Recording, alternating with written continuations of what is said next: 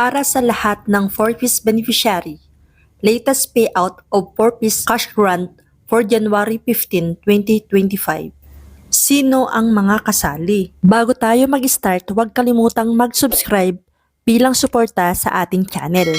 Simulan na natin. Ayon sa Land Bank Client Advisory for 4-piece, ang payout ng cash grants para sa mga beneficiaries ng Conditional Cash Transfer Program or Pantawid Pamilyang Pilipino Program or 4-piece ng DSWD ay naka-schedule sa Miyerkules, January 15, 2025 via ATM withdrawals sa mga piling Land Bank Servicing branches. Ito ang payroll schedule ng mga region. Payroll category P6 2017 RCCT 1 CVS regular. Ang region na kasali dito ay ang Region 1, 3, 4A, 5, 6, 7, 8, 9, 12. Buong NCR or National Capital Region, kasama din po ang Mimaropa or Mindoro Occidental, Mindoro Oriental, Marinduque, Romblon, at Palawan. Kasama din po dito ang Bangsamoro Autonomous Region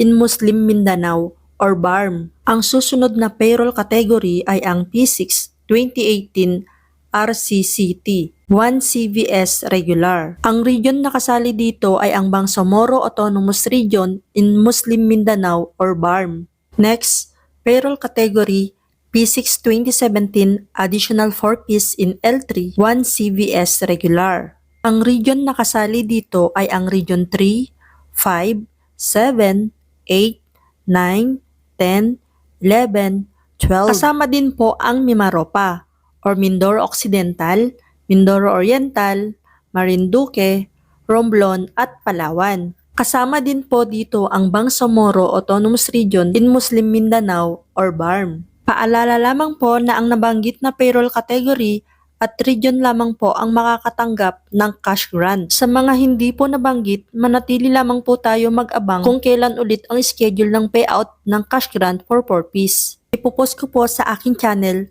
once na may bagong updates. Kaya huwag kalimutang isubscribe ang aking channel at i-click na rin po ang all bell notification para every time na mag-upload ako ng bagong video ay ma-notify po kayo ni YouTube.